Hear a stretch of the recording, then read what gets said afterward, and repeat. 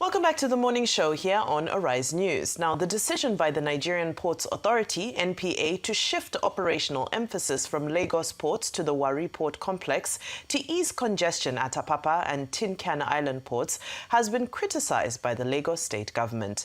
Adekoya Hassan, Senior Special Assistant to Governor Babajide Sanwo-Olu on transportation and logistics, argued that the problem lies not in Lagos ports themselves, but in long-standing policy flaws within the NPA.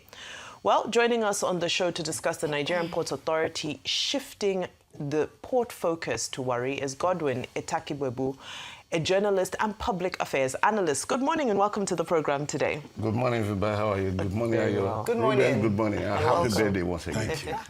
All right, getting straight into it, what is your position on this? Lagos State government is saying that the issues are structural. They are not, that Lagos State can handle it, and there's no need for these ports to be moved to Warri, for this activity to be moved there. Other people are saying, let's decentralize. Your take on this? Well, thank you very much for this question, and it's very, very vital and important for the Nigerian economy. Maybe there are mostly there are misunderstanding about ports operation. And I want to start by saying that maybe because ports operation in Nigeria started on 1st of April, 1955. The April Fool factor is around the discussion. One, it is not the Nigerian Ports Authority that decides where the vessel that is coming in with cargo goes. It is the consumer operating to the importer of the goods. When you travel abroad to import your goods, which you are taking to your country, you know the nearest place that it should be discharged.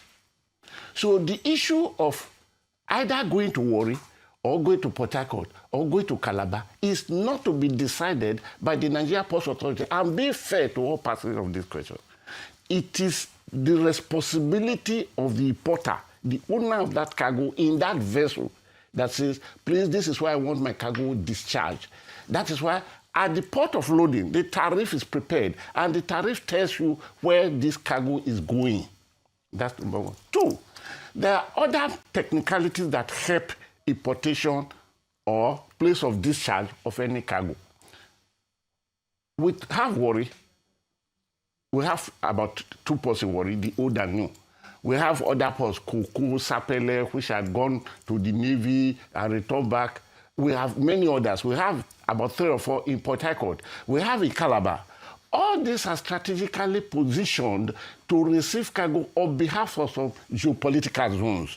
The port of Calabar was essentially established to serve the northern axis.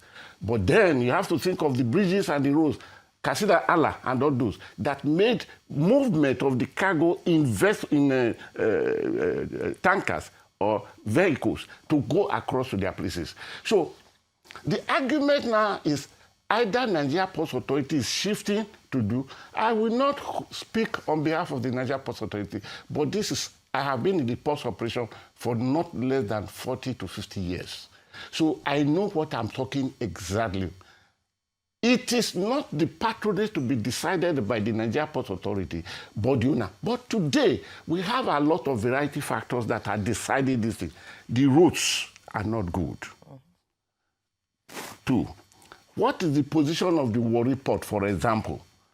The Warri Port, you can't come straight away through Escavus because of the waterfall.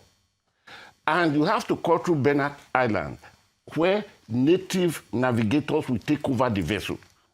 And what is the vessel? Is it flat? Is it double propeller? Is it huge? It cannot go to Warri. Then you have the ocean terminal in Port Harcourt, which received one of the biggest vessels in 2021, August 60, 2021, that came with about 9,971 TEUs, that is 40-footers container.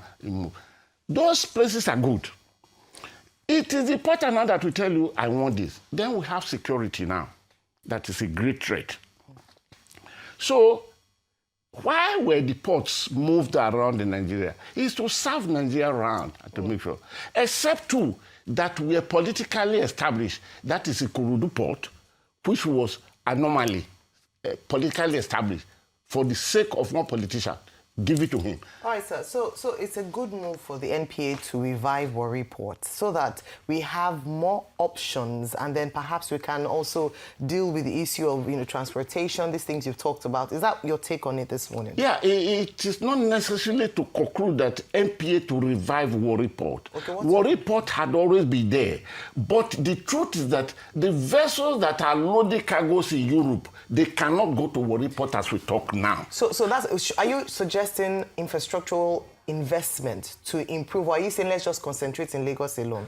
No, I can't say that. Okay. Because you have Port Harcourt. Okay. You have three ports. Exactly. You have the One terminal, you have the Ocean terminal, and that one is deep enough. I told you, any vessel that's safe from Europe, it doesn't matter whatever it is, either 24,000, it could go straight away. Yesterday, when we discussed this same subject, we had the president of NATO, National Association of Road Transport Owners of Nigeria.